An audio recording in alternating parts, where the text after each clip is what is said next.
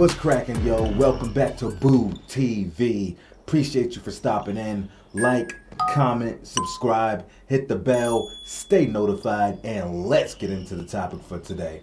What's good, what's good, what's good? Welcome back to another video from one of our newer playlists called Amazing Plays, in which we highlight, dissect, do a little bit of film study, if you will, of specific plays that really stand out to me, or you guys as individuals. So this one was recommended to me. As many Boston Celtics fans know, as many Larry Bird fans know, this play very well. This is from the 1987 NBA Eastern Conference Finals, Game 5, the infamous inbound steal from Larry Bird, intercepting Isaiah Thomas's pass into DJ for the game-winning layup with 1 second left. Arguably the greatest play in Celtics NBA history, which many people would say this Game 5 victory would ultimately catapult the Boston Celtics into beating the Detroit Pistons in 7 games, where they would go to their 4th straight NBA Finals, only to lose to Magic Johnson and the Los Angeles Lakers. So we'll take a look at the video, its entirety, the leading up to the play, and the impact that it had, and then we'll go back and break it down a little bit and talk about it. So let's get into it. I want to see how they're going to play the inbounder. Are they going to give them an idea of a clear target? Red Auerbach for years felt you've got to get all over the inbound man. Don't give them a clear place to look to make the pass. Watch for the alley-oop, particularly if Sally's in the ball game. Sally is not going to be in. Dantley is going to be in. Vinnie Johnson, Isaiah, Mahorn, and Lambier. Unbelievable. And McHale is going to take the inbounder. 17 seconds to go. Bird set to inbound. Boston down 1. It comes to Dennis Johnson. Dumars has got him. DJ, left side Bird. Eyeball to eyeball with Mahorn. Goes baseline. Nobody home. Rodman the block. Out of bounds. Who's got it? Detroit ball with 5 seconds to go. Thomas wants to get it in quickly. Does to Lambier. Stolen by Bird on the cut to DJ. Yes! Yes, and a foul!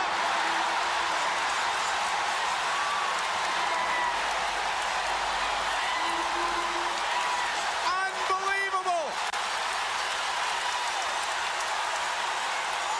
Unbelievable! Well, this balcony is rocking and swaying right now. It's supposed to be made of steel. What a play by Larry Bird.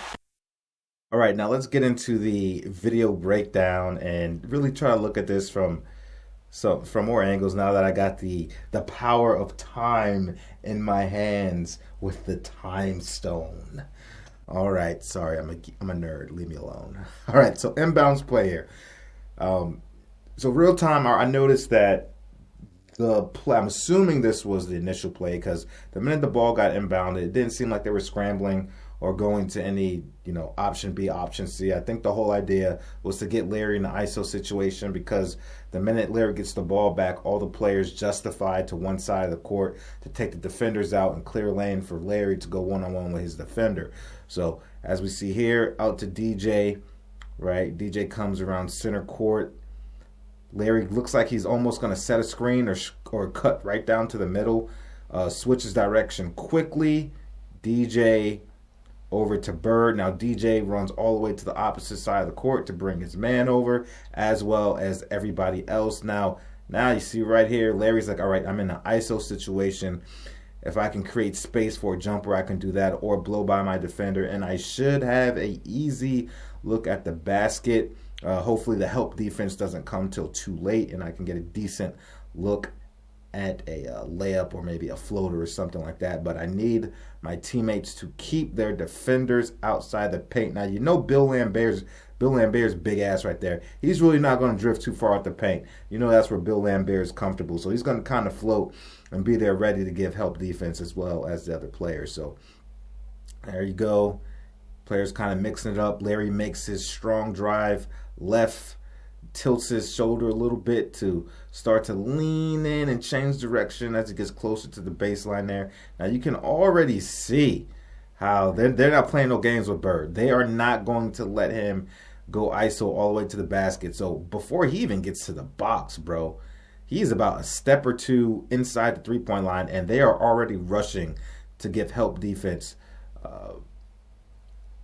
an attempt to stop Larry. Look at this. Look at this. All eyes on Bird. They don't even care about the other players floating there. It's like, screw it. Screw it. We got to go after Bird. We cannot let him get this layup, as Bird has been known to burn people on it. Now look at this. Larry is already 1 foot up in the air. Look at this. Defender right on him. One player is already up in the air. I'm guessing that's IT. Can't really tell. And then you got other player already up in the air, and Bill Laimbeer just sitting there waiting. Now, Mikal starts coming in. Like, Mikal could have stayed out. Maybe Larry could have found him. It would have been hard, man. He's with a sea of blue jerseys. But in case of a miss or a deflection, Mikal's coming in to help with the rebounding. But here is the long arm of the law, Dennis Rodman, with a clean block, sends Larry shit out of bounds. Look at the sea of jerseys Bird was in. Now, Bird's an exceptional passer. Could he have possibly slipped that ball somehow to one of the 4 other players amidst that sea of blue jerseys? Probably, but it would have been extremely difficult, especially knowing the Detroit Pistons and how dirty and cheap they are. Man, they're probably going to hit every bone in his body, probably won't even call it, in an attempt to pass the ball out, and then they probably intercept the ball or come short. But sends Larry shit. All right, Jerry, I'm going to pronounce his name. I'm always pronounce it. Sichting. Jerry tries to recover the ball. But see now, had he not did that, the Detroit Pistons would have had possession, foul him right away, or they're going to run it up court, pass it up court quickly. The 2 players ahead of, can't tell who that is. It's hard to tell. It's kind of blurry, but they would have had to foul him immediately, and then the whole situation changes. So it's one of those situations where a team makes an exceptional defensive play, and then it goes out on the other team. You think you're in a good position, but in hindsight, it turns out to be the worst situation possible because it ended up working out for the other team in the long run. Now look at this. As the ball goes out of bounds, this part I love. I love this part. Premature celebrating. I love when players do it. Ball goes out of bounds, and I'm sure the Detroit Pistons at this point believe that this game is over. 5 seconds left. They're about to get the ball. They're not going to make any miscues. They're not going to make any mistakes. Look at the celebration. Look at this. Look at that marching. My boy marching. He pointing the other direction. Pointing the other direction. Celebrating. But look at them. Hands up in the air, running the other direction. They know this game is over. Their floor general, Isaiah Thomas, is not going to lead them astray at all. Nope. Folks, as we all know in the NBA, it is not over until that clock says 0.0. All right, 5 seconds is plenty of time in the NBA. It is the age-old history of the league, as that story tends to be true. All right, so Isaiah Thomas here, big mistake. Isaiah Thomas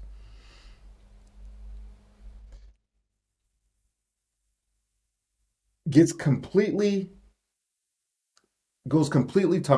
pure tunnel vision, and he is in a rush to inbound. That's the only way I see the situation. He is in a rush to get the ball inbounds quickly before allowing the Boston Celtics defense to fully set up.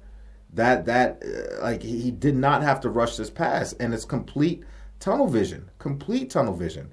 They got 2 players off on the other side of the court waiting for the ball, and these 3 players back here, and then 3 defenders. So, and you can see DJ isn't even covering Laimbeer.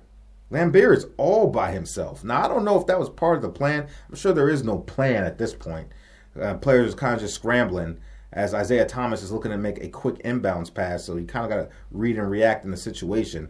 But DJ's probably floating to try to intercept in case IT tries to throw the ball on the opposite side of the court. I'm pretty sure that's why DJ's hanging out there, to give himself the opportunity to intercept the ball and be as a help defender to the other guy for a 2-on-1 on the other side of the court. But we can't see what's going on that side of the court and how the players are positioned. But you can assume that is what's going on. But by DJ sagging and leaving Laimbeer open is the best thing that could have happened in that situation. Now, you can see Larry right over there.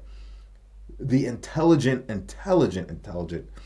player that Larry Bird is. When people say Larry Bird, it's often 3, 4, 5 steps ahead of the competition at all times. That is not a lie. Larry's playing chess. Other people are playing checkers, man.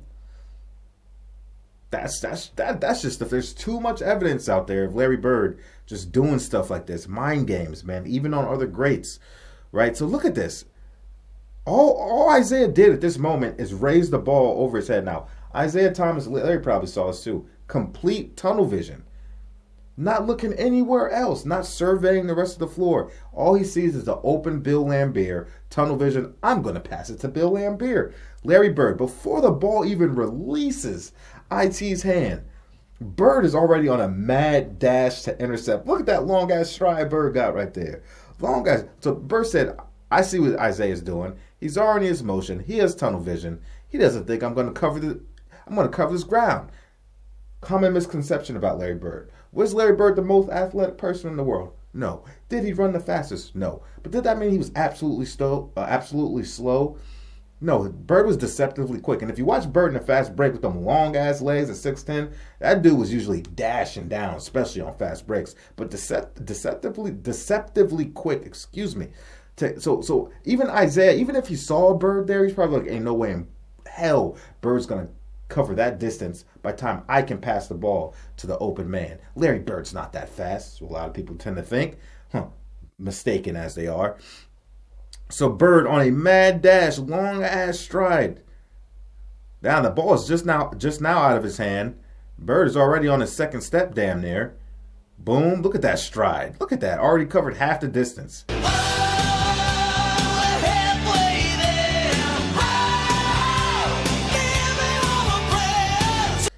Half the distance. Where's the ball at? Ball's right there. Probably just a couple feet in front of Isaiah Thomas on its arc. Bird going. Bill Laimbeer has no idea. Nobody's talking. I bet you nobody's talking. Hey, Bill, closing on the ball. Nobody's talking.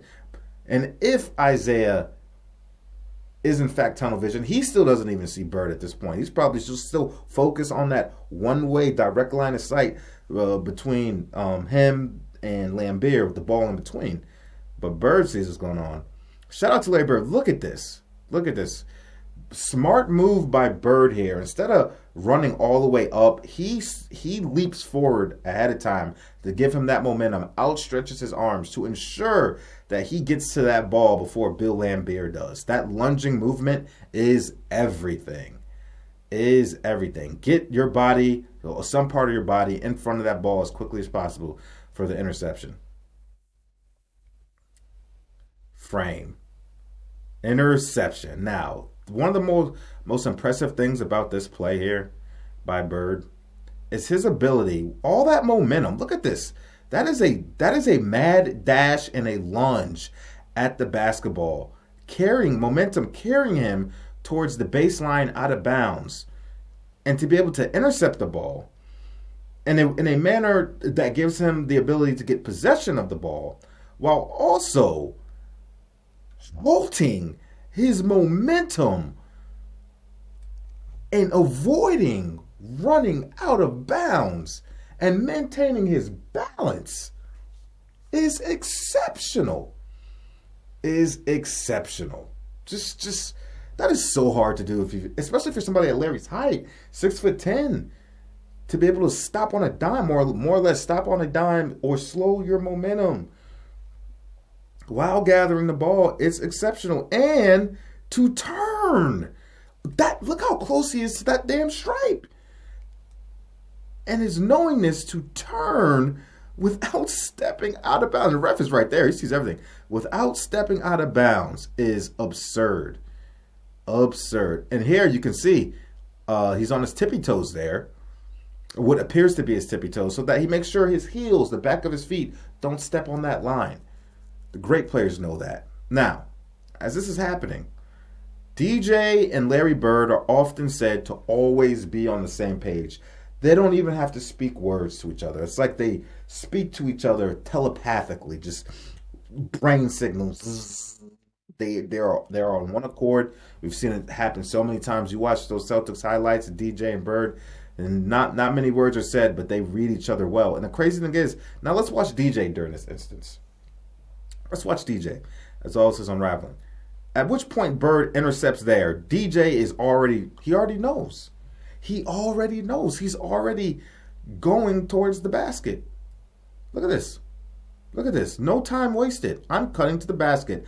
I know who the best player in my team is. I know who Larry Bird is. I know what Larry Bird is capable of doing. I know Larry Bird's high basketball IQ. I know Larry Bird, given a second situation at putting our team in a position to win a game, is not going to mess up twice in a row. That does not happen. And that's the situation they're in now. And here goes the mad dash. They are all on one accord, and I'm sure Bird knew. Bird knew what DJ was going to do. DJ knew what Bird was going to do. And they are all on one accord. Bird does not step out of bounds, releases the ball before he takes that step back into the out of bounds line. DJ is right there, catches the ball beautifully. Defenders there. No big deal for DJ. Steps right into the layup motion. Smart move by DJ here. Now, he could have went up with the left, but coming up with the left might have presented a situation for the help defender coming inside the paint now to help block the ball. But instead, common move used in the NBA is using your body to shield the ball from the defender behind you trying to go for the block or disrupt your shot, which DJ does right here. Uses his body to shield the defender. He can't get his arm across his shoulder, across his body. DJ's arms are extended. Right-handed layup, left side of the basket to ensure more distance between the help defender if he so decided to try to block the shot. It wasn't presenting it with the left hand. So right hand, good. Right hand forward, shield. Both defenders can't touch the basketball. Smart move by DJ there. Smart move, great decision making on deciding to use the right hand on the left side of the ball, given where the defenses were set up, and also using his back of his body to shield from the defender. And there's nothing you could do about it. Layup. Easy money. Easy money. Easy money. Absolutely exceptional, man. Phenomenal. And that pass was pinpoint by Bird. Pinpoint. Now, there's something else I want to bring to everybody's attention here. Let me tell you how much the game has changed. Let me tell you, the fact that DJ, high basketball IQ, just understanding what play makes the most sense, cut to the basket, get the easier shot, higher probability. As you can see here, DJ's on the three-point line. There's not a defender within 10 feet of this guy at a minimum. Nobody's even close to DJ right now. Do you know how many players in today's NBA would just sit down at that? Larry intercepts the ball. They would just camp right here out that three-point line and just wait. Just wait. Larry, pass me. I'm open for a three. I'm going to shoot the three ball. You don't need a three. Stop falling in love with the three-point shot. Make the smart basketball play. If you can get a layup that puts you in a position to win, go for the layup. Don't shoot the improbable, which I don't care if you're open. You can make I see that so many times in today's NBA. Fast breaks that could have been easy layups. These players run out to the three-point line instead of run to the basket and throw up a brick from three-point land. I'm like, well, what is this? This is horrible basketball. So many players would just stand there in today's league. I'm not kidding you. I'm not over-exaggerating. They would just sit there at the three-point line and be like, Bird, I'm open, passing me, open three-point shot. No. Cut to the basket. Do what makes sense. Win the basketball game. Don't be stupid. And there you go. Exceptional play. Now, this is something else that I think is quite funny that a lot of people don't point out. All right, 1 second left. The Celtics are celebrating. Now, the Celtics are celebrating. 1 second left. Probably warranted. Detroit Pistons, 5 seconds left, and you still got to inbound the ball from the backcourt. Premature. 1 second, I get it. But here's what's funny about this. I don't know if this was a rule back then, but it definitely is a rule now, and I would assume it was a rule back then. But notice as they go to inbound the basketball, the Detroit Pistons, DJ is guarding the inbound player out of bounds. Both feet are out of bounds right there, and he is guarding the inbound player. The timeout has not been called yet. And I don't have the rule book in front of me. I don't know, but I think in this situation, I'm pretty sure that would be a technical foul, and they would get free throws. Don't quote me on that. If you know exactly what the rule is for that, let me know in the comment section, but I think it's a technical foul. Not 100% sure. And if it's not a technical foul, it's at least a delay of game or something like that, or illegal defense. But I'm pretty sure that's a technical foul. There's at least one free throw shot coming with that. But DJ is both feet. You can't even have 1 foot out of bounds when guarding the inbound pass, let alone 2 feet. But DJ is all the way in the green. Like, it's too much commotion and celebration going on. The refs won't even see how illegal this is. And like I said, I don't know if this was illegal back then, but I am about 100% sure it was. I can't see how it wouldn't be. But DJ out here like, look at me. I'm in the green, baby. I'm in the green. They ain't gonna call it. Too funny. And that was it. That was it. And I just think it's so crazy, man. How that first play, Bird getting his shit sent out by Dennis Rodman. Jerry trying to save the play, ends up going out of bounds. Oh no, this is horrible. For hindsight, everything that happened in that situation opened the door for destiny and allowed the miraculous steal by Larry Bird, the miraculous decision making and nonverbal communication between Larry Bird and Dennis Johnson. Dennis Johnson doing what he's supposed to do. Bird gets a lot of credit for that play, but I think Dennis Johnson almost deserves just as much credit for understanding the magnitude, the moment, and what to do in that situation, and cutting to the basket hard and finishing with the smart layup. I mean, so many impressive, smart, savvy basketball decisions associated with this play. But like I said, this pass, this interception by Larry, just not crazy, man. Crazy.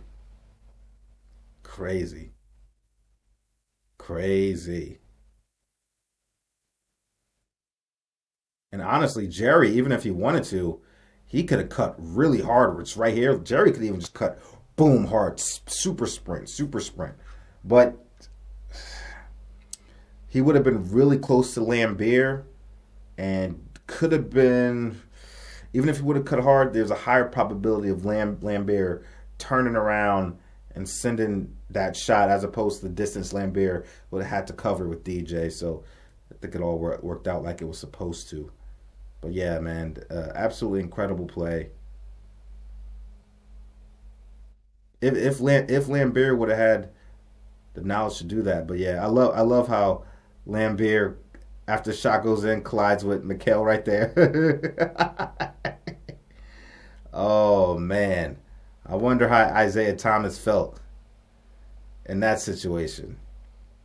I'm sure I heard him talk about it. I just don't remember what he said. But listen, man, you got to take your time. When you inbound that pass, you can't be getting tunnel vision.